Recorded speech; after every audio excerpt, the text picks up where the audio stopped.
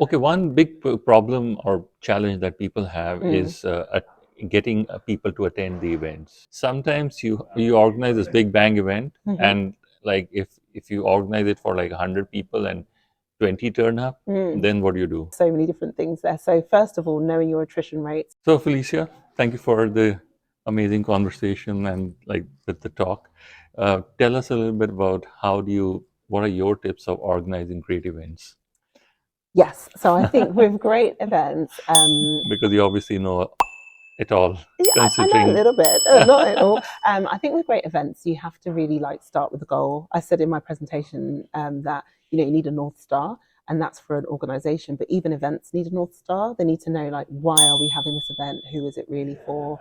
And therefore, everything about that event should be driving towards that goal. So if your event is, for example, about educating your users on the best use of your technology, don't be shy to put your technology all over the place, is what we do. Or if you want them to get hands-on experience with a product, or want them to really immerse in what you do, you should be providing that all over your event, and don't apologize for it.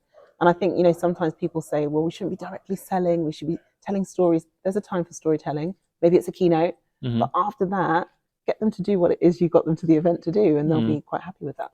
So, what are the maybe two, three things that you really feel people should do, and two, three things which you really feel that, oh my God, people are doing this all wrong? That's a good question. So I would say the two, three things people should do. Number one is really try and integrate your system so that your registration data is clean enough.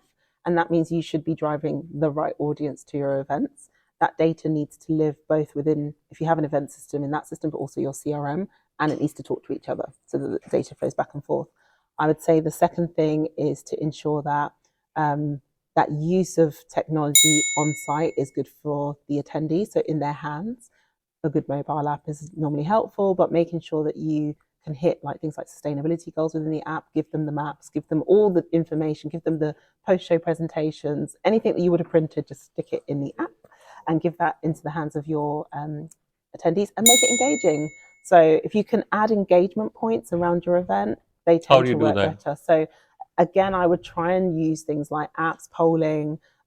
One of the things that I'm not going to say I did or didn't get it, but pre-event sessions with your speakers to help them to understand how to use the technology that's on site are kind of essential, because otherwise your speakers don't know what's available to them to make their presentations engaging, for example. So, tell them that there's polling available, there's Q&A, here's how to access it, here's how to, add your questions on the back end just that morning. Empower them, because then they will make your event a lot more engaging for you, and then your attendees will engage with your speakers. So, So, yeah. okay, one big problem or challenge that people have is getting people to attend the events. How do you? What's your suggestion? Because sometimes you organize this big bang event, and like if you organize it for like 100 people and 20 turn up, then what do you do? I mean, how do So, you make sure that people come, or how do you yeah. know how many people are coming? So it's a mix. I think there's so many different things there. So first of all, knowing your attrition rates is really important. So if you know that you've got a 80% attrition rate, you're probably not running the right events, to be honest. Like, you should be looking back to those goals. So if your attrition rate at the moment is something like 50-50, that's still not fun, but it is normal in this day and age, especially if you're having a particular type of like no skin in the game event. So at free, attrition is higher. So you can think about trying to put ticket prices on, and then only the people that buy those tickets would genuinely want to come because they've got some skin in the game. But let's say it is free and that's just what it is. The marketing effort that has to go into driving the success of that event has to ramp up big time. So it's not just, hey, you registered, okay, no, before you go. It has to be, video content out there. Don't forget things to note, things you shouldn't miss. Like, the social media game has to like really ramp up there, because people say, Give oh, us some tips about ramping up the social media game to a conference. so yeah, short videos, really easy. Face, like me talking on video is normally quite helpful, but like if you have people in your organization like, I'm going to be there, this is what I'm going to talk about, one video done. Okay. You should come because here's the 3 things you're going to learn, next video done. You should come because this venue is stunning, look at the venue, it's amazing, done. Here's how to get there, next video. Here's how to use your agenda, next video. Here's how to download the app. Like, just so much video content to get people to go, oh, I actually should go because I know I'm registered, but I'm actually going to go now.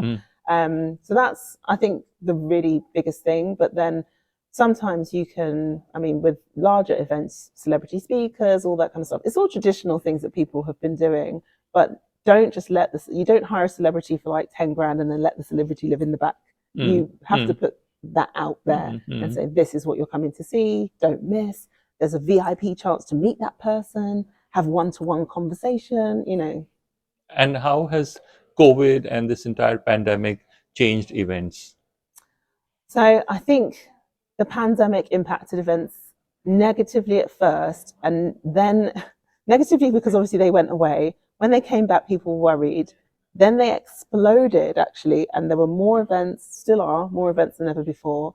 There are more people registering for those events than ever before, but the attrition is there. I think that is a big impact of the pandemic, that people will make decisions differently. Am I working from home that day or not? Because if I'm working from home, it's a big effort to get to an event, you know, versus I'm in the office, I really want to get out of the office. You used to work in the office 5 days a week. And so an event was like, oh, thank God I can leave the office and go to the event. Now I have to pick up the children. I've got things to do. My washing's on and I have to go to an event. It's a really hard decision for people to make. So all of the things that we just spoke about in terms of social media, driving, you know, that marketing effort, it's to get people out now. And how can Cvent help? So Cvent does the full breadth of event marketing and management. And so all of those things we spoke about in terms of, you know, having a hub and a place that you can store not just registration, but those post-event videos, having the way to email people from inside the Cvent tool, so you know who's attending, who's abandoned their registration, you know who hasn't started their registration, and you can email all those people differently. And you can put lots of, you know, if this is what someone's done, this is the journey they go on. If this is the type of attendee, this is the journey they go on. So you can really help to shape and personalize events for each person, which should drive attendance again, because actually that person feels like, aha, this event is for me. And you've reached out to me in the way that I need because you know who I am. So all of that, including we do venue finding, data analysis, at the end of it, reporting, the full breadth. Thank you so much. That's okay.